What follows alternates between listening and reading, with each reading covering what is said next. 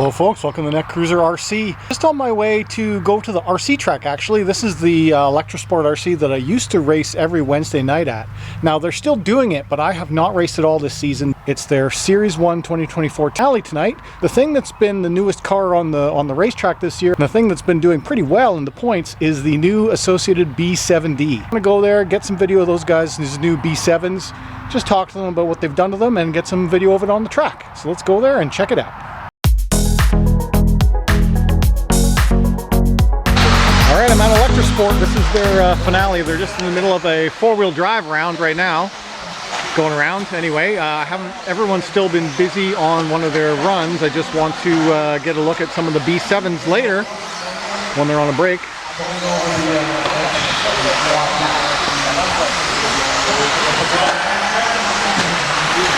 Also, ElectroSport on Thursday nights now does dirt oval. So if you're interested in dirt oval racing, which is mud boss style tracks of slashes, they're getting that going too, and it has been happening. Also, Tracks has just released a ready to run out of box version of a mud boss, so you can run on those oval tracks, which is pretty awesome. But I've always been a off-road RC type guy. Anyways, here's all the drivers that are running through their mains right now. This is actually a qualifier, not a main.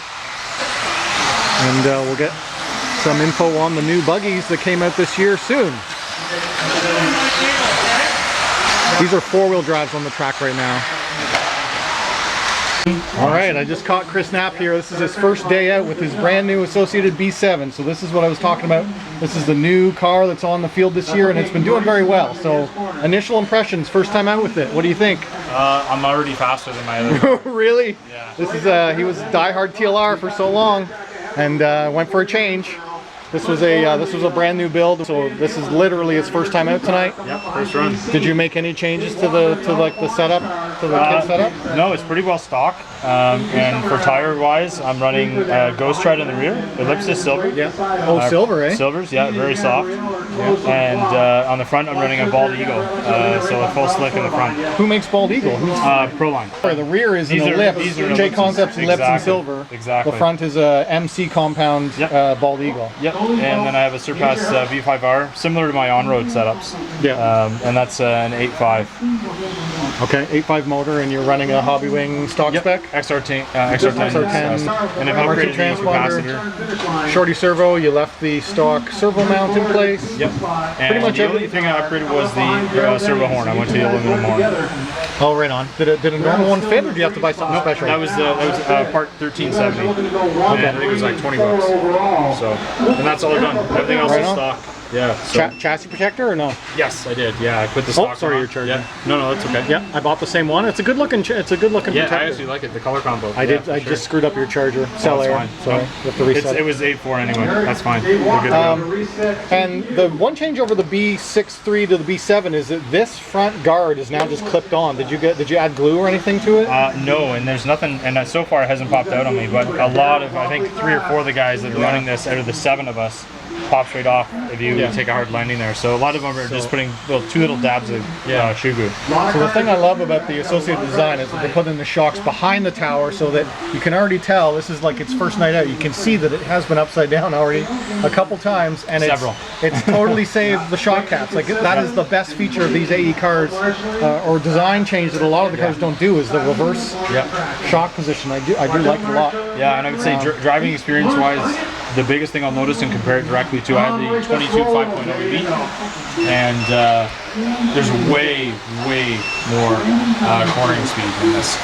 Way more. Well, that's what they went for. I mean, that was part of the design with whatever they changed to that front kingpin inclination and the other tweaks that they did. Yeah, no, it feels fantastic. So I'm glad you're liking the feel of it immediately. I mean, this is he's literally had like 1 or 2 drives on it. That's it. And besides practice today. Yep. And I already made the A, so. Oh, awesome. Yeah. So I'm going to talk to some of the other guys tonight that have been running it like since the start of the season, just to see what have they changed. I'm curious if anyone's gone to the 3-gear transmission, because the other new thing about the B7 is it's gone to a 5-gear transmission, and there is R1 makes an upgrade to quite a few things on this car to make it kind of more back to the way it was before. For some of the things that some of the guys didn't really, appreciate on the new changes. The other thing that's different about the B7 is just how far back this rear D block kind of hangs off the back of the car. So a lot of people have been dealing with changing the C and the D block, putting in longer pins, stuff like that. But exactly. But I really think you can run it box stock for quite a while before that becomes a problem. Yep. And then then you upgrade it later on. Yeah. Right on. Well, good luck tonight. Thank you, sir. Yeah, excited to see it run. Yep, me too. Yeah, no, it should be good.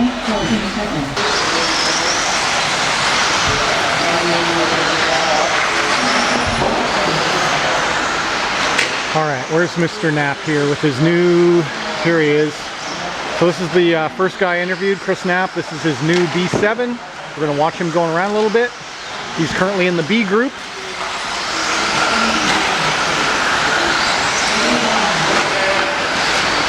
Oh, sorry, I'm using a new lens. I'm not quite used to it. Where to go? Here he comes around.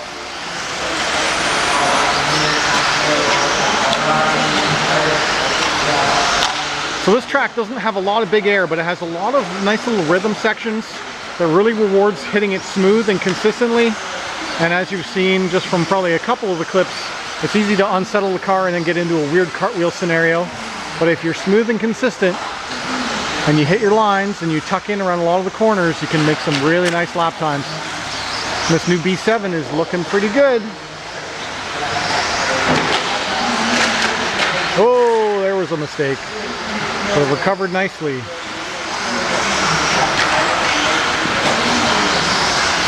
So yeah, I really do need to get mine built. I do have one thanks to 110 Hobbies. I did purchase a B7D kit, as well as I purchased a couple upgrades for it. I have the chassis protector, I have the factory team servo mount, and I have some extended rear hinge pins to 50 millimeters over the stock position. So any of the known kind of weak points, I've already bought the upgrades to beef up. And the only reason I'm also doing the servo mount is because I want the ability to remove the servo from the top of the car, which the B62, 63, 64 had that ability, I believe, and they took it away on the B7 because they're in the B7 kit. They're giving you an aluminum front bulkhead. Oh, there's a stuck on the pipe. They're giving you an aluminum front bulkhead, but because of that kind of cost addition, they've taken out the really nice servo mount. So they just put a stock, really plastic servo mount in the B7. So that's the only reason I'm changing it. Anyway, this car is looking good. Looks to handle nicely. As you can see, it's very stable. It's not spinning out at all. If anything, it's got a little bit too much steering and he's turning in a little bit too early.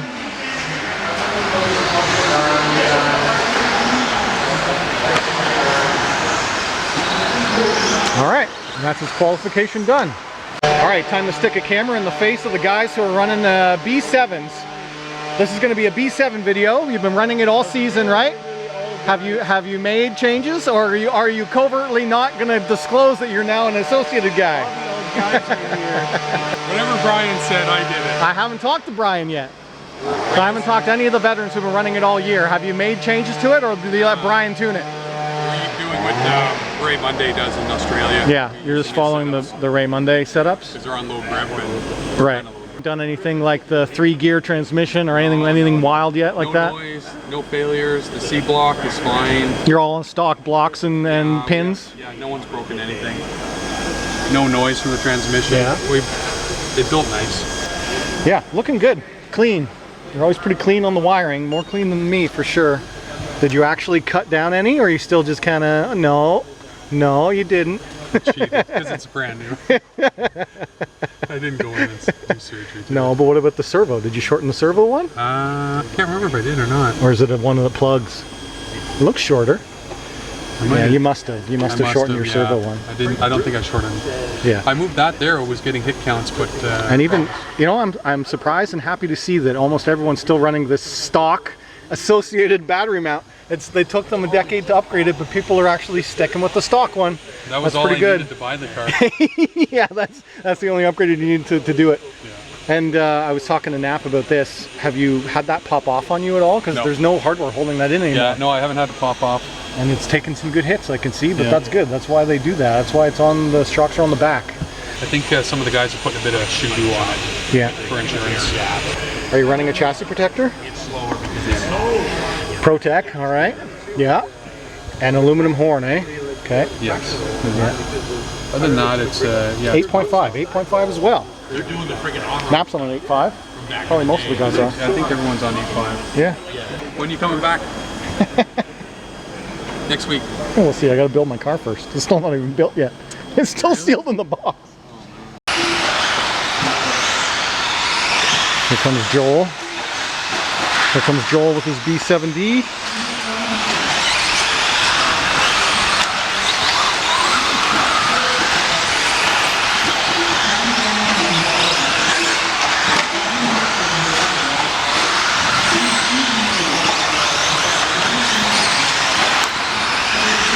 I do like that they kept with the 13mm shocks. The suspension is really nice, really plush.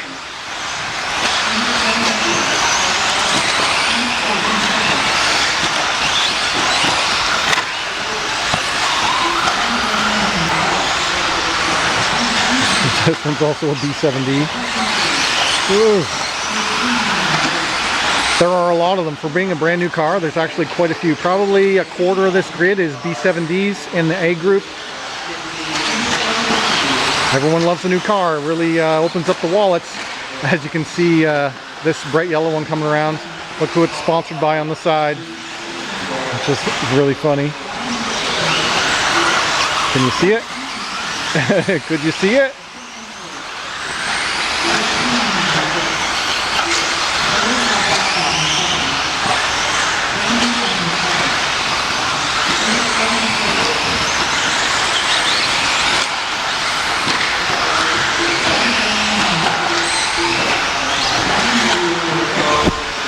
Brian, I got a few minutes. I want to talk to you about your B7 since you're the John, you're the B7 expert. I've got 2 minutes. So you've been you've been running it all season. Yes. How's it been? Yeah, it's good. You know, I found the rear stepped out on me. That was kind of the major issue. I think if I was running the .4 initially, still I would have been faster. Okay. But we've done some things from the kit setup. I kind of follow Ray Monday there in Aussie lane. Yes. So Ray race stuff I've done. The 3-hole pistons. I changed up the height, so the front is 1mm higher than the rear. Okay. So the more interesting thing though that I just did like last week, and it feels pretty good, is I actually swapped the rear arms left and right. Really? So Monday just did this. Reversed? Yeah, you can see like the 3 holes are on the back. Now there's just only one on the front? Well, so I had to drill one on the front. Oh, wow. Because they're not supposed to go side to side. Yeah. So I flip them left and right because it moves the arms forward like 5mm. Oh, it shortens the length of the chassis. Okay. Yeah. The wheelbase. Yeah. Yeah. So then I had the arms all the way forward. There's like a 2mm spacer on the front and the back, but I moved it back to middle after I did this. So I'm effectively like 3mm more forward. Yeah, I knew you'd have some weird tweaks on your car. I mean, that's the Ray Monday. So that means they'll probably come out with a factory arm change soon. Well, they came out with a -4 chassis just recently. It's kind of for more of the lower outdoor grip situations. Oh right, yeah, Which I know we're inside, we're covered. But they marketed that as a B7 part, didn't they? It is B7D. Well, I guess it's just both. Yeah, it's for both. yeah, It's whatever. You can just choose. If you want to run it, you want to run it. Yeah. And then you had the glue on. You glued on this. I put a little shoe glue, yeah, because I did pop one off. It did pop off. Yeah. But other than that, did you have any of the hinge pins pop out of the pills or anything like that? No, I mean for us, I don't think, because we run the inside position, so there's a lot of meat on the pill. I think that's a carpet like indoor silly driver kind of issue. And you're still on the stock battery mount, which I love to see. I was talking to Joel about that. Yes, Everyone's just, even though it's plastic, it's not as blingy as the old upgrades, but it's it's as functional as you would ever need. I got the also, you stayed on the stock servo mount. Yeah, I got stock servo mount. I got the plastic bell cranks, the plastic steering rack. I didn't do anything there. I got the aluminum horn. Everyone I've talked to so far, this is going to be a B7 video. Everyone I've talked to tonight has been on aluminum I've ran horn. This horn for like since the .1, .2, .3, .4. Okay, you're up. One last question before you go. Yeah. What do you think of the R1 3-gear transmission swap thing that they've came out with as an option? I just saw a couple of videos online about it. I don't know. I think for your club, your standard club racer, I don't think I would spend maybe the money on it. I mean, we're running mod here, so this is a 7.5 motor. Like, I'm not too worried about extra idler gears in the transmission for speed. So yeah, you think it's more of a stock type tweaking part to get less rolling resistance? That's right. Yeah. All right, cool. All right, well, good luck tonight. Yeah, thank you. There's Mr. Brian Nesbitt. So this is the one that has the arms reversed. Let's watch it go around for a little bit. This is the one that has all the Ryan Monday or Ray Monday tweaks done to it. So suspension, pistons, as well as the rear arm flip, which essentially shortens the wheelbase, should make it a little more nimble. Whoa.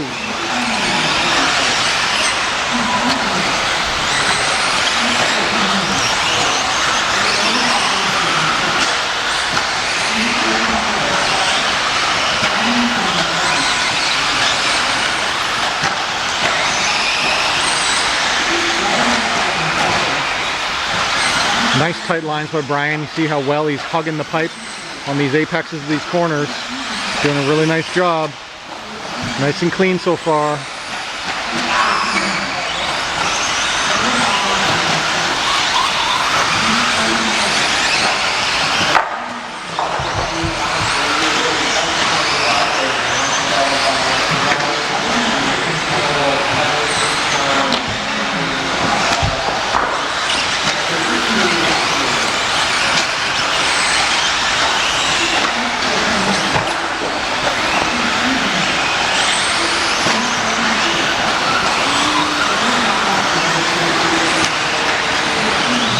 There's a really good turnout of guys tonight. There are 30 drivers here, which is great. They have such high numbers.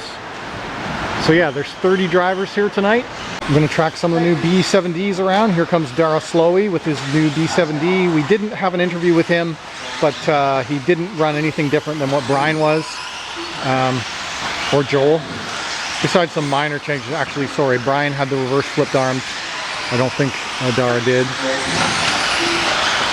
All right, this is Wednesday Night Worlds 2024 Series 1 Race 9 finale, and they're gridding up for the two-wheel drive A main, and the TQ is a associated B7D, which has some different colors than I'm used to. And then the one behind is Brian with another B7D, and then we have Zoof, which again is an associated, but I'm not sure if it's the newest one.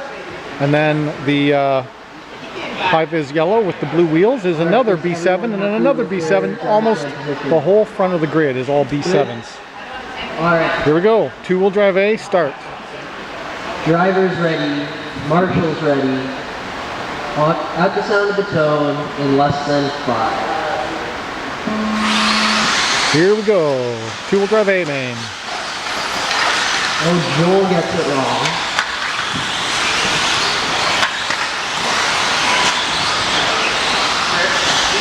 Gonna track the leaders.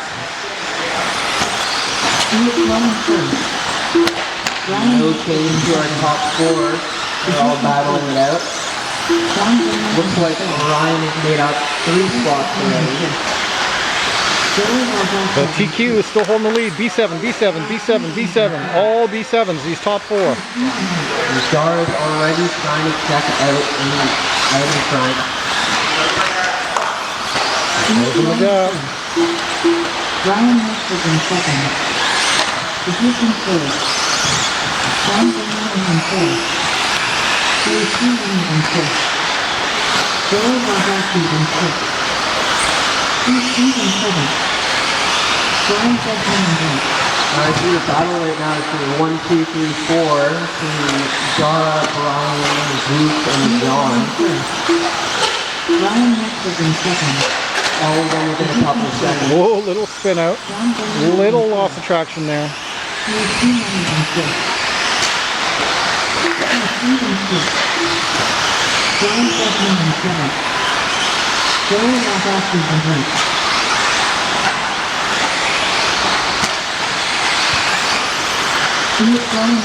Yeah, all the B7s are doing great. That was the first 2 minutes of the A main. They're coming in the end. There's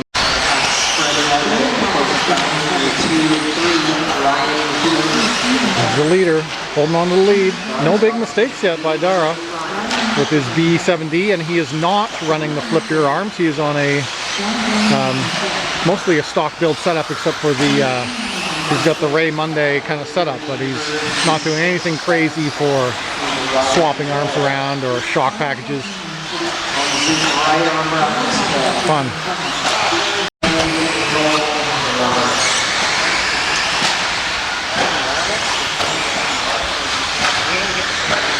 Comes the leader. First.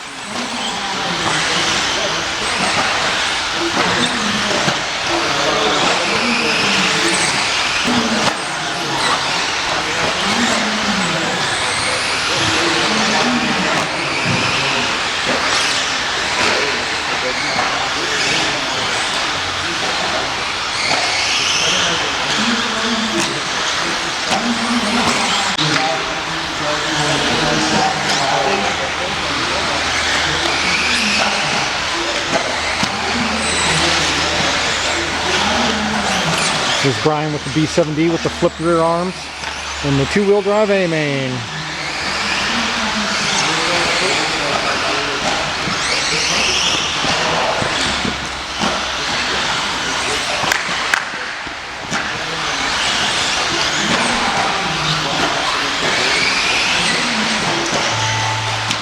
How's the tone? There we go, we race to the finish now.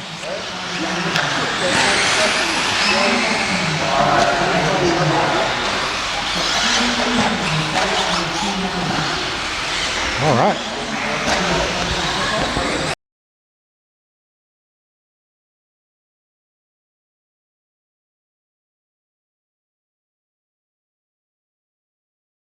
All right, that was Tool Drive A-Main at the finale of ElectroSport for their Series 1 2024 on the B7's Won It. If you like this video, hit that like button. If you want to hear subscribe, you want to talk to me, comment down below. As always, thanks for watching.